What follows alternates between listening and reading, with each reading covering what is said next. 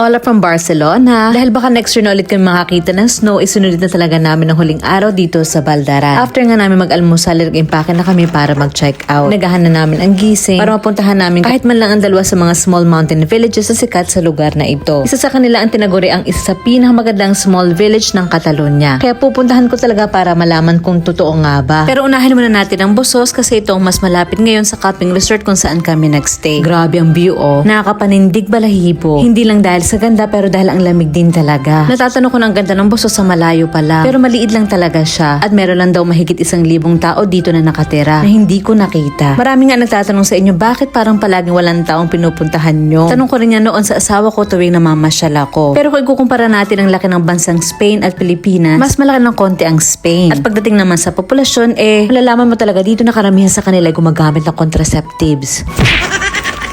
Una ko nabighani sa ganda ng view dito sa ilog. Parang storybook lang Parang pang postcard talaga siya sa sobrang ganda. Natatanong ko di sa kalayuan ng isang napakaliit at napakalumang simbahan na ito. Kaya dinawid namin ang bridge. Halos 200 taon na siya. Pero yung pinto feeling ko bago pa. Pero parang sarado na at wala nang nagsisimba. Sunday kasi today. Kaya naisip ko na baka may makita kaming misa. Pinuntahan namin isa pang simbahan na malapit dito sa isang plaza. Ang simbahan ng Iglesia de Asunción de Maria. Ay tinayo noong 13th century. Isang clear example ng Romanesque church. Isang napakalumang simbahan rin at sinasabing isa sa best preserved dito sa Baldaran. Kahoy pa rin ang sahig niya. Kaya dahan-dahan ang lakad ko kasi maingay yung sapatos ko na parang sapatos ng kabayo.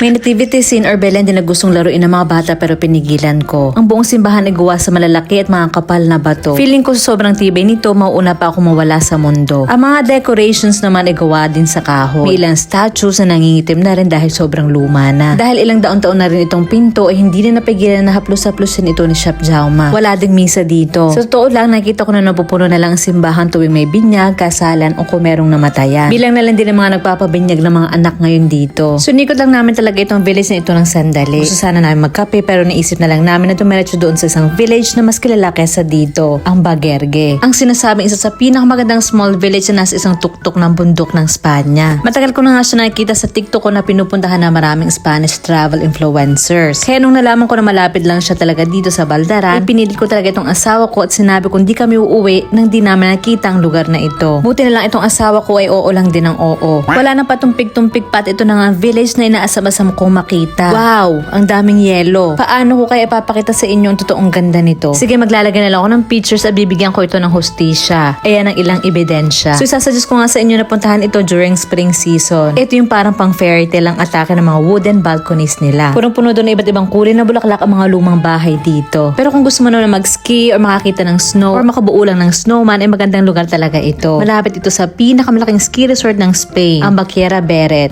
kung saan nag-ski din ng royal family. Sobrang nag-enjoy dito ang dalawang bata. Basta makakita ng mataas sa lugar, ay aakitin para makapagpadulas o ba gamit ng sled nila. Hindi ko na mabilang kung ilang beses, pero naubos talaga ng konti ang aking pasensya. Commercial muna tayo. Available na nga po pala ang Chorizo Filipino ang pinatuyong longganisa sa Milan, Italy. Matatagpuan ito sa E-Mart. Salamat! Okay, back to our story. Pinaglaro namin ng mga bata na pinaglaro sa yelo kasi nga siguradong next year na ulit kami makakaranas ng ganito. Sa kakalakad namin, nagutom na rin kami kaya naghanap na rin kami ng restaurant. At etong ang napili namin ng asawa ko, ang Casa Peru.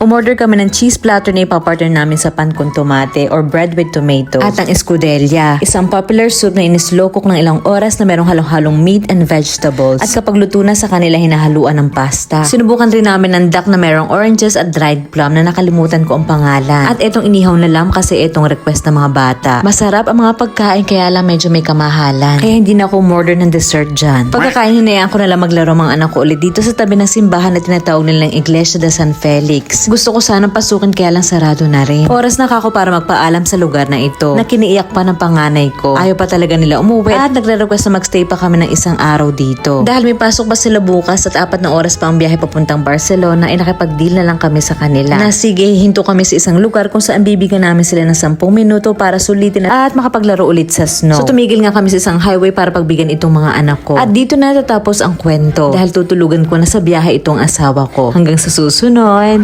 Adios!